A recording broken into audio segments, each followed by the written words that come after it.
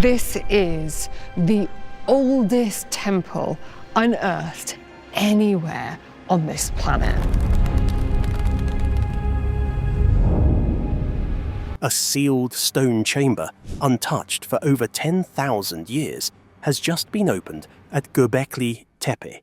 The team went quiet for weeks, then broke the silence with a find so strange it shook veterans on site. The age of Gobekli Tepe, carbon-14 dating, happily places it in the area of between 9,500 BC. Rumours spread. Was it a hidden room, a sacred niche, or something meant never to be seen again? We'll trace how a routine scan led to a rectangular cut in bedrock, a tight entrance, and a smooth ledge with no clear purpose. What lay inside wasn't treasure, it was design. Why hide it, and why here? Potbelly Hill's impossible age. From the outside, Göbekli Tepe looked like nothing more than a mound.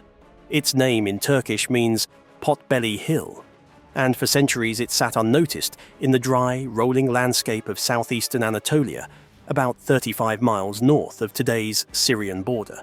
Farmers grazed their animals there, cleared fields nearby, and occasionally struck stone fragments while ploughing. No one suspected that beneath the soil lay a structure that would shatter timelines of human history. When excavations began in the 1990s under German archaeologist Klaus Schmidt, what emerged stunned the scientific world.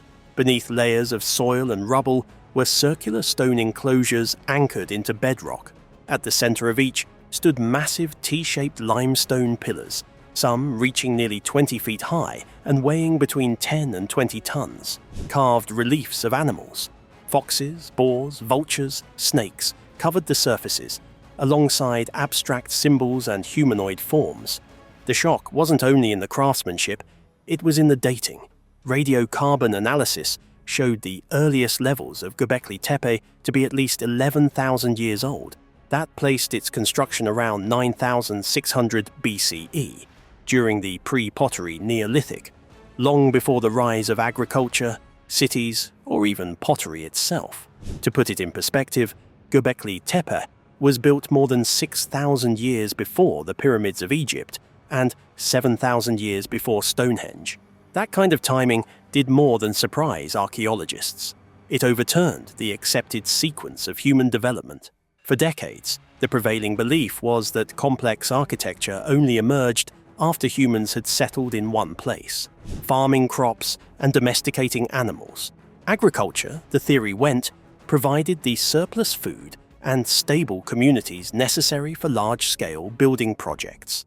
But Göbekli Tepe broke that model. The builders appear to have been hunter-gatherers, yet they organized labor to quarry, carve, and erect megaliths on a scale thought impossible for their era. What was equally perplexing, however, were the absences. Inside, the archaeologists should have found hearths, storage pits, or some sort of record of prolonged habitation. Instead, there were no houses or hearths, no trash pits into which refuse could have been dumped. Göbekli Tepe was not a village. It was something else altogether. The scale of things, the carvings, and the precise arrangement of them suggested some form of ritualistic activity, or perhaps ceremony or worship. Hence, some refer to it as the world's first temple. Others, meanwhile, see it as a sanctuary, a sacred place of gathering. Regardless of the name one chooses, the implication is that the activities of faith and ritual were perhaps sponsored before agriculture, rather than after. By the way, another oddity, any of the enclosures, after periods of use, were intentionally buried. The stone circles were filled with rubble, bones, and broken tools, as if the builders wished to continue to honor them, rather than simply abandon them. This pattern suggests a building, usage, and sealing cycle that has been repeated on the hill. Less than 10% of the site has been uncovered, keeping most of its secrets concealed. It is now becoming known that Göbekli Tepe gains in significance as nearby sites in the Taş Tepeler region have now been discovered with similar T-shaped pillars and ritual layouts. Taken together, these speak for the fact that Göbekli was not an isolated oddity, but was happening in the milieu of a wider cultural system developed thousands of years earlier than believed. Another revelation weighs heavily in the psychic makeup of an individual who arrives today at Potbelly Hill. That barren-looking mound turned out to have been the oldest known monument ever erected by humankind. Not housing, but a place of meaning, memory, and mystery. If the people of Göbekli Tepe could quarry, carve, and bury vast stone enclosures, then what else did they hide beneath the soil? Secrets still waiting to be revealed. Tools that see underground. Excavating a site as old and delicate as Göbekli Tepe isn't a matter of shovels and haste. Every move must be deliberate. The soil covering Potbelly Hill isn't just dirt. It's a record layered with fragments of tools, bones, and micro-remains that can reveal how people lived, gathered, and built here over 10,000 years ago. Dig too fast, and irreplaceable evidence is lost forever. That's why archaeologists at Göbekli Tepe rely on a mix of patience and cutting-edge technology to guide them. The first step is seeing what lies beneath without breaking the surface. Researchers use ground-penetrating radar, GPR, to send electromagnetic pulses into the earth. When those signals bounce back differently depending on what they hit, archaeologists can detect hidden shapes. Walls, pits, or even voids cut into bedrock. Paired with electrical resistivity scanning, which measures how soil conducts electricity, they can distinguish dense stone from softer fill. Magnetometry, another key tool, senses subtle variations in the Earth's magnetic field caused by human activity such as burning or construction. Once targets are identified, the surface is carefully documented. High-resolution drone photogrammetry captures thousands of overlapping images, stitched into precise 3D models. These digital records freeze the site in time, allowing archaeologists to revisit the surface condition even after excavation has altered it. Later, those same models help reconstruct where stones once stood and how soil layers developed over thousands of years. Digging begins last, slow as it is. Soil is layered in thin sheets, often several inches at a time, and each scoop is examined for artifacts. Dirt samples are taken for microscopic analysis, which may reveal very small traces of pollen, ash, or charred seeds that are impossible to see with the naked eye. These micro-remains would give an indicator of the environment and ritual activities of the builders. In recent seasons, the modern world has bent the ancient ones.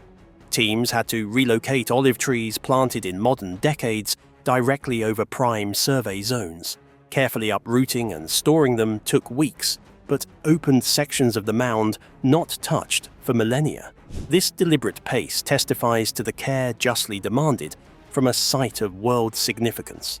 Technology is also enlisted in the fight to save what can be saved. Whenever a new feature appears on the site, it is scanned immediately with a portable laser scanner. This allows the instrument to capture millimeter-perfect 3D images of the structure, making the perfect record accessible to researchers in case the structure, in the future, gets damaged by weather, collapse, or the erosion of time. The scans can even be used to create replicas for museums and assist conservation planning. It can be one of the most developed strategies, vertical profiling. Instead of digging wide trenches, an archaeologist sometimes digs narrow shafts, straight down, to follow the sequences of soil and stone rather than excavating at once. In Göbekli Tepe, where many enclosures are intentionally filled rather than having been buried with soil over centuries, vertical profiles would tell if soil was dumped incrementally, as in layers or unilayered as decades pass by. This combination of caution and technology not only safeguards the past, but also narrows down the search. Recent scans have revealed an anomaly beneath the southern slope of the hill. It was not like the well-known T-pillars or circular enclosures. Instead, it looked like a hole carved directly into the bedrock. What they uncovered wasn't another grand enclosure or freestanding pillar. It was something far stranger. A rectangular cut in the stone, like the edge of a hidden doorway. The edge of a doorway. Not every discovery begins with something spectacular. Sometimes it starts with what seems out of place. On the southern slope of Göbekli Tepe, The ground looked ordinary. No fallen pillars, no animal reliefs, no clear signs of construction. But the soil told a different story, where most of the hill was mixed with debris, bones, flint chips, ash. This patch was unusually firm, clean, and level. To seasoned archaeologists, that was suspicious. Nature rarely packs soil this evenly. As they dug just a few feet down, the soil color shifted. A darker, compact fill gave way to pale limestone dust, the kind that clings close to bedrock.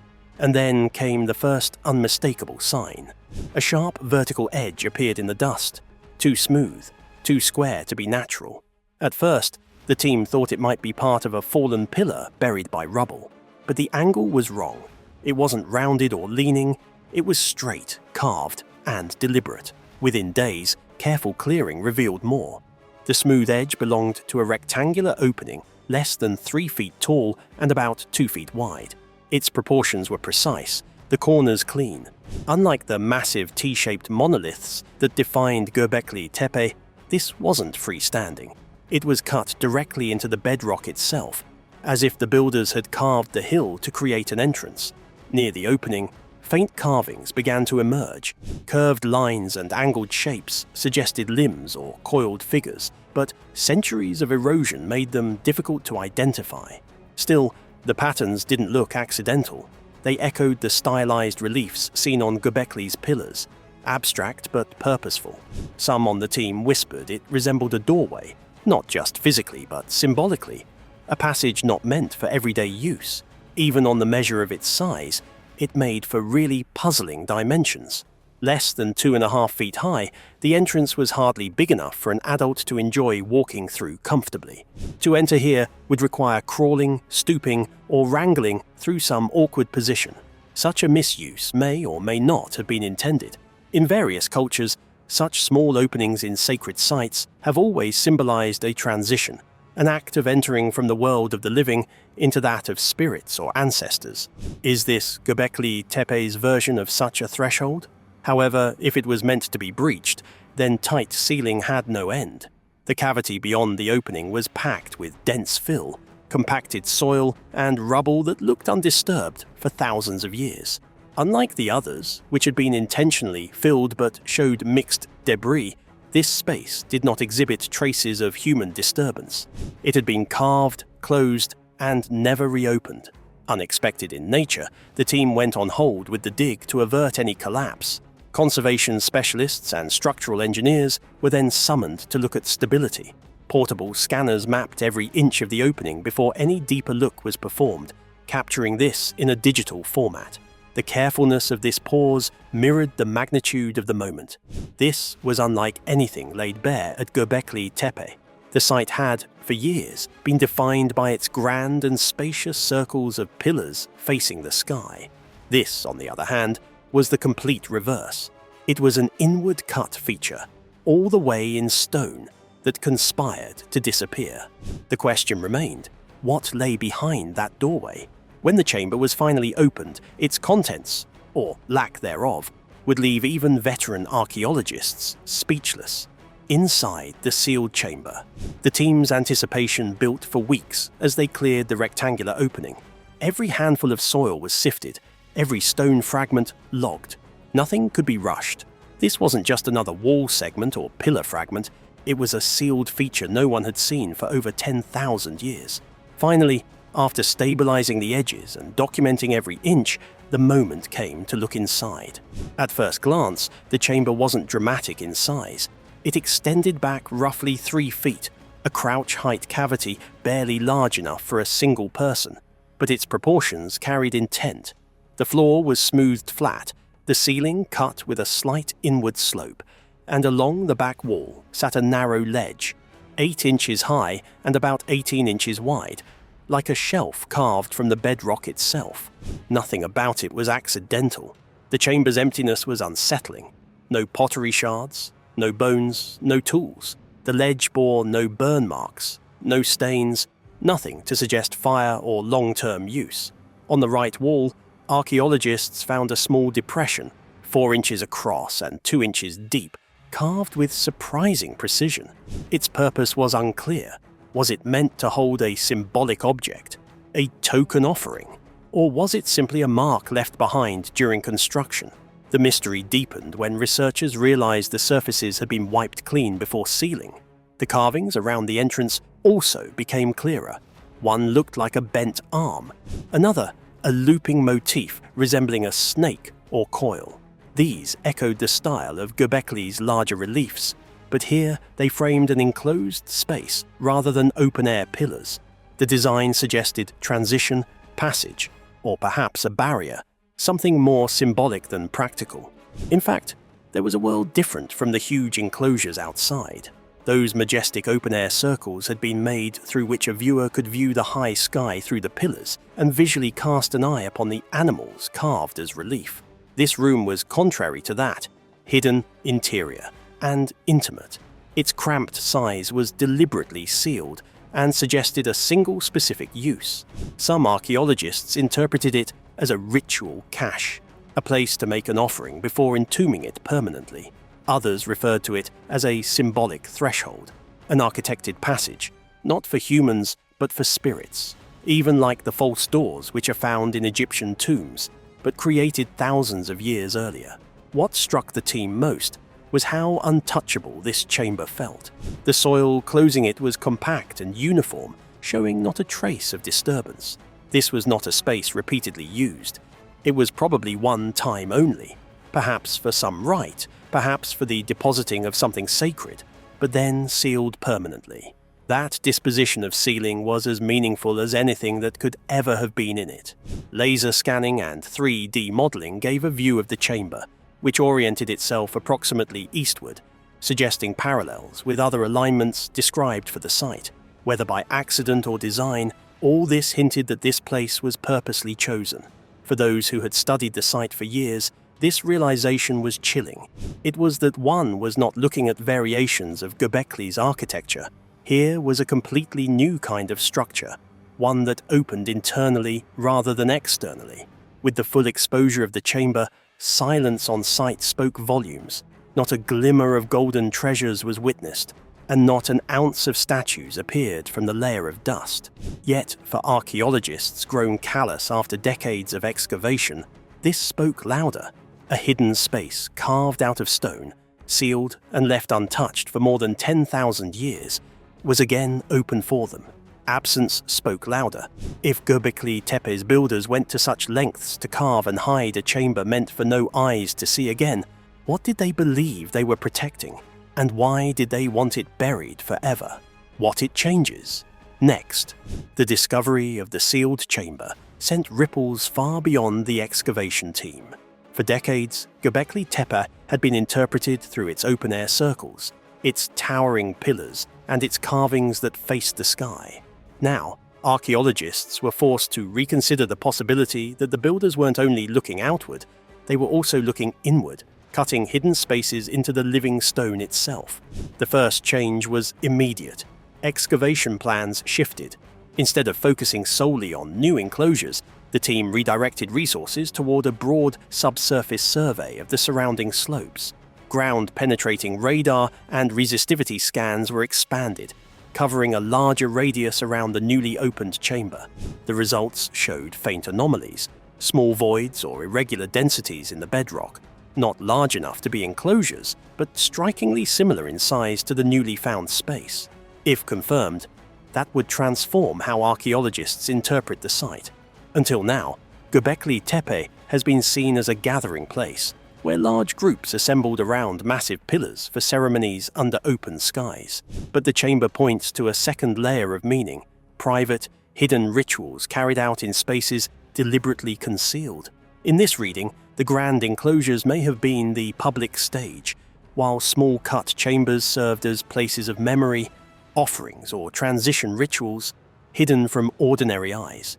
A discussion arises, therefore, concerning diverse ideas about the functions of Göbekli Tepe. Was it merely a communal shrine, or was it more like a temple complex with different areas for different uses? The internal existence of sealed chambers implies that at least some beliefs occupying the stage of history were more complex than this. They may have included feasting activities, animal sacrifices, and open-air rites, as well as secret acts of devotion performed below ground. These conjectures regarding the spaces unsealed by daylight are based above all upon the good state of preservation of the interior surfaces of the chambers. Evidence such as fire traces, animal bones, or tools signifying ritual use was expected. Rather, it was found empty, polished, and sealed, suggesting that the rituals were confined to the act of its forming and sealing. In other words, the builders were probably indifferent to the contents of the chambers, reversing their focus onto the meaning of creating them, using them for a purpose, and then burying them for eternity. A rearrangement of excavation strategies throughout the Tash Tepe area must, therefore, follow the discovery of the chamber. If Göbekli Tepe does have some unseen features in its bedrock, then the same could be said of closely located Karahan Tepe or Sifer Tepe. Henceforth, researchers have a reason for looking deeper, not just for pillars and walls, but also for aerial voids and niches buried in the hills themselves. Every time they survey, there is a possibility of another revelation that Neolithic ritual architecture was not merely monumental and visible, but also intimate and concealed. For the world at large, the existence of the chamber also changes a great deal. The monuments of Göbekli Tepe are, to the average visitor, overwhelming. Yet because of the hidden chamber, the atmosphere is augmented with a more chilling effect. Thanks for watching. If this discovery at Göbekli Tepe fascinated you, give the video a like to support the channel. Share your thoughts in the comments. What do you think the sealed chamber was really for? Don't forget to subscribe for more mysteries of the ancient world. And when you're done here, click on the next video on your screen for another story that will leave you questioning history.